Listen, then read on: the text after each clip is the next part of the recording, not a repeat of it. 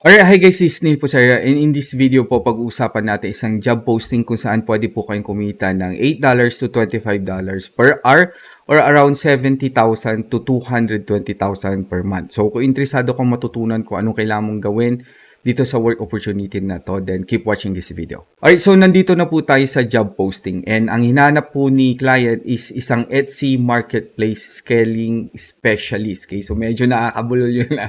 Okay, ang maganda dito, pwede po mag-apply kahit na sino sa mundo and kaka-post lang po siya 8 hours ago. So, kung gusto mo po siyang i-check, nandiyan po yung link sa baba. Okay, kung gusto mo naman pong malaman kung ano yung kailangan mong gawin kasi hindi ka masyadong sigurado if qualified ka, then keep watching this video dahil di-discuss natin yung mga key roles and responsibility. Alright, para naman po dun sa mga hindi masyadong familiar kay Etsy or pagiging isang Etsy specialist, keep watching this video dahil maya-maya po ituturo ko sa inyo kung paano nyo po makukuha or ma-acquire yung mga skill and knowledge nyo po para maging isang Etsy specialist din kayo. And kumita rin ng 70 to 220,000 pesos each and every month. Right? Right, so i-discuss na po natin yung job posting. Okay? So basically, again, ang hinahanap po ni client is Etsy specialist. Okay? So medyo nakakabulol po yan kaya hindi na po natin sasabihin. Okay? And basically, ang gagawin mo daw po is magkakandak ka ng market research. Parang product research po yan. And syempre, i-analyze mo yung competition or competitor analysis. Mag-o-optimize ka rin daw po ng mga product listing para improve syempre yung sales and yung visibility ng store ninyo and yung mga product listing nyo. Okay? Develop and implement growth strategies and monitor and analyze key metrics. So basically re-reporting ka rin po kay client. Alright, so before po natin i-discuss yung mga key roles and responsibility, i-discuss po muna natin kung ano si Etsy. Okay? Si Etsy po, isa po siya sa pinakamalaking e-commerce store po sa buong mundo. And kilalang kilala po sila sa mga apparels, handmade products, mga digital products, mga custom products, mga personalized product. Diyan po sila sikat. Alright, so sabi ni client, kakandak ka raw ng market research or product research. And gaya na sabi ko kanina, sikat si Etsy sa mga handmade products and mga apparels. Hindi ko pala nasabing apparels. Pero sikat po sila sa mga damit. Basically, apparels, mga sweatshirt, mga t-shirt, mga tank tops, and more. Okay, so pwede ka po mag-search sa mga apparels po, especially women's apparel kasi madalas po na mga nagsha-shopping kay Etsy mga babae po. So ganito po yung pagkandak ng product research or market research. So ilagay mo po dyan women's clothing and then makikita mo na po yung mga iba't ibang option po dyan or mga choices. Okay? Ngayon, ang hahanapin mo po is yung may mataas na ganito po. Ito po kasi yung review. And alam naman natin na ang review is sa isang nagre-review, mga 8 to 10 na po yung benta niyan. Okay? So, ayan, yan po yung mga hanapin natin. Okay? So, halimbawa, ito po yung nagustuhan mong product kasi sikat siya ngayon and marami na rin po siyang review. Okay? So, pwede mo pong i-right-click yan and puntahan nyo po yung website. Once nandito ka na po sa product listing or yung store rather, once nandito ka na po sa product listing, i-click mo po ito para mapunta ka po doon sa store. And kung nakikita nyo, ang ganda nga nung store niya, ang ganda nitong parang cover photo nila. And ang dami na rin benta ni shop owner. More than 13,000 sales na po siya. And isa po siyang star seller. Ito po mga star seller, yan po yung mga magagandang seller po kasi mabilis po sila mag-ship, mabilis po sila mag-reply, and matataas po ang rating sa kanila. So makikita natin 5-star rating po. So very, very napakaganda po nitong store na to. Okay, so ang gagawin mo po kapag nakahanap ka ng isang store or competition na very, very positive po, kukuha ka po ng inspiration. Hindi naman gagayahin ng buong buo. Okay, huwag po natin gayahin ng buong buo. Pero kukuha ka po ng inspiration from the store. Okay, para magkaroon ka po ng idea kung paano nyo i-optimize yung listing nyo. Okay, so ito po yung titingnan nyo po yung mga mock-up, yung mga title, and so on and so forth po. Okay, so basically yan po yung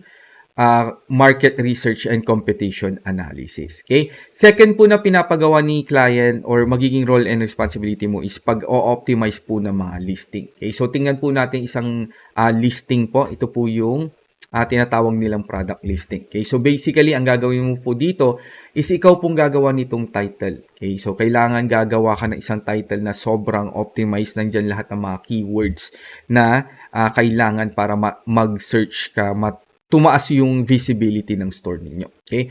Meron din po tayong tags kaso hindi siya nakikita. Ginagawa po siya sa seller dashboard. Pero yung tags po para po siyang secondary title. So very very important din po yun.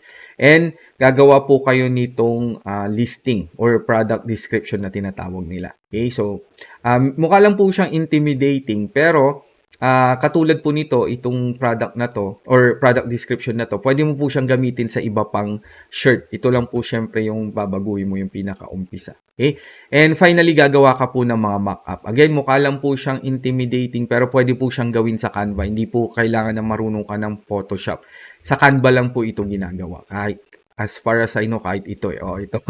Sa Canva lang din siya ginagawa. Okay? So, kayang-kaya mo po yung gawin sa Canva. Right?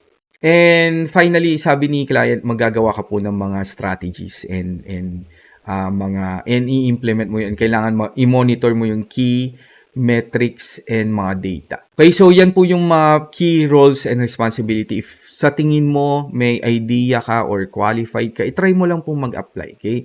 Ang hinahanap naman po ni client is intermediate level lang po. Hindi naman sinabing super pro and expert na po yung hinahanap po ni client. So, i-try mo lang po mag-apply, malay mo po matanggap ka. Para naman po, again, doon sa mga wala pa pong experience or hindi po masyadong familiar with Etsy and especially pagiging Etsy specialist, gumawa po ako ng course para kumita ka rin po ng 70 to 220,000 pesos each month po. Okay, so gumawa po ako ng course and dito po sa ating course, i-discuss ko po lahat ng kailangan mong matutunan para maging successful ka po na Etsy VA. Okay? Nandyan po yung product listing optimization, nandyan din po yung competition and market research, product research, and so on and so forth po. Nandyan din po yung pagre-report, shop management, and pagre-report. So, tuturuan po kita kung paano gumawa ng pag-reporting and may ibibigay din po ako sa iyo na template na pwede mong magamit para mas mapadali po ang pagre-reporting mo. Okay? Hindi lang po yan, tuturuan ko rin po kayo kung paano gumawa ng mga resume, mga online portfolio, mga online account para if wala ka pong idea kung paano gawin yon, paano ka gumawa ng effective na mga resume, nandiyan po lahat yan dito sa ating course po. And syempre, hindi lang po yun, tuturuan ko po kayo kung paano po sumagot ng maayos sa mga interview questions. Lahat po ng pinakamadadali and pinakamahihirap na interview question, lahat po yun sasagutin natin sa ating course. And hindi lang po yan, meron pa po tayong weekly webinar kung saan sasagutin ko po lahat ng mga questions niyo and i-check natin yung mga worksheet. And dito rin po sa ating course, meron po tayong mga actual worksheet po. Ito po yung mga worksheet na pinapagawa ko po sa aking mga team. Okay? Sa aking Etsy team. And yun din po yung ibibigay ko sa iyo para magkaroon ka po ng actual work experience. Alright? So, kung interesado ka po, kung gusto mo rin pong kumita ng 70,000 to 220,000, kung single mom ka po, single dad ka, or kung parent ka po, na mayroon kang 3 o kahit na 6 na anak, kayang-kaya mo na po silang buhayin. Maibibigay mo na po halos lahat ng pangangailangan nila, makakapag-mall po kayo each and every week, makakapunta po kayo ng, kahit magbakasyon kayo sa Boracay or Palawan each and every month, lalo ngayon medyo mainit, sarap mag-swimming, pwedeng-pwede po yan. And ang sarap po na matulog as a parent, ang sarap po na matulog na hindi ka nag-aalala sa bills, alam mo na may pambayad ka, hindi ka na natatakot sa landlord mo, hindi mo na tinataguhan kasi hindi ka makabayad, hindi na kayo mag-aalala sa kuryente na mapuputol ng due date na naman, mga ganyan. And syempre, mabibigyan mo na mas magagandang damit yung mga anak mo and so on and so forth po. Ilan lang yan po sa pwede mong gawin if kumikita ka po ng 70 to 200,000 each and every month. So, nandiyan po yung link sa baba, nakapakwento po ako ng konti. If may mga question ka po, i-message mo lang po ako sa Facebook, okay? And magre-reply ako as soon as possible. Alright, so again, thank you so much for watching this video. This Neil Posario po. Have a great day po sa ating lahat and God bless po sa ating lahat. Alright, so thank you and bye-bye.